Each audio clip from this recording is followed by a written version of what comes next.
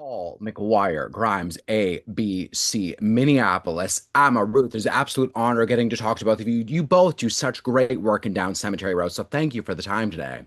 Oh, thank you for having us. Yeah. Now, both of your characters need a lot of trust in one another if they're going to get out of this situation, and you both, as actors, need to have a lot of trust within one another. So, Emma, how does Ruth make you a better scene partner?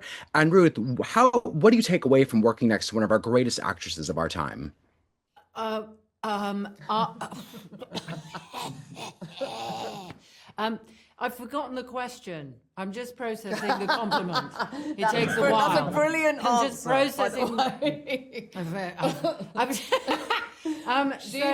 I'll tell you first what I get from her.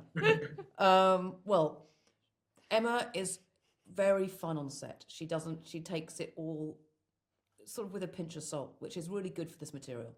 You know, it's like, and I remember you saying to me, "Don't overthink it." And I was like, "Oh yeah, no, yeah, of course. Don't try and do too much. It's like it's all there. It's in the writing. It's all there." So there's a lightness of touch which Emma brings to her work, which I think keeps the pace of it going. It makes it more truthful, actually. And I learned so much working with her. She's brilliant. Thank you.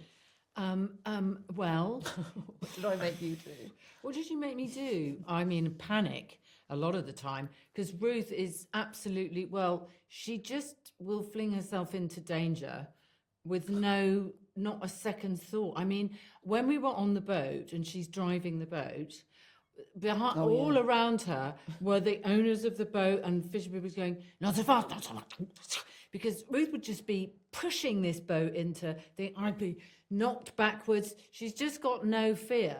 And I loved that. It was so inspiring, you know, and there was something about it, I think, that really helped the character of Zoe, you know, watching this woman and really admiring her integrity and her courage.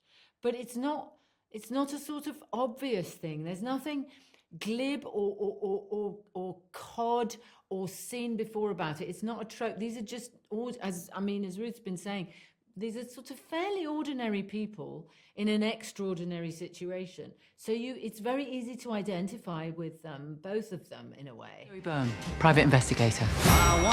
This nosy woman needs to be stopped. Do you understand? Yes, sir.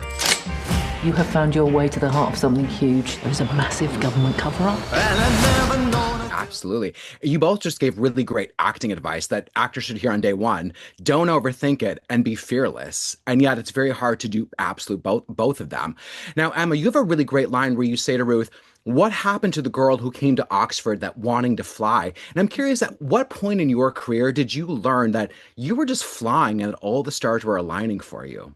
Oh, you don't really ever think that at the time. You see it in, perhaps you look back. It's a bit like getting old and you think, for my entire life, I thought, oh, I never thought I had any looks at all. And then you look back at yourself in 30 and thought, actually, I was quite good looking. Yeah. And it's sort of a surprise. And then you go, oh, well, you know what? Maybe it's better that way. I think if you suddenly thought to yourself, oh, look, I'm flying, the stars are aligned, I would immediately assume that I would crash and burn.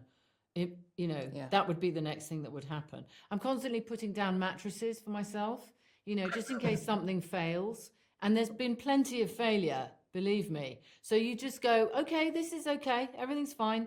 Okay. But you know that the next one, they'll just, have you. So it's like, don't take anything for granted, but also don't think anything's going to last. It's always going to come up.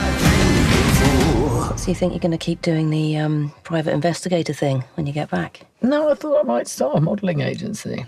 Really? No.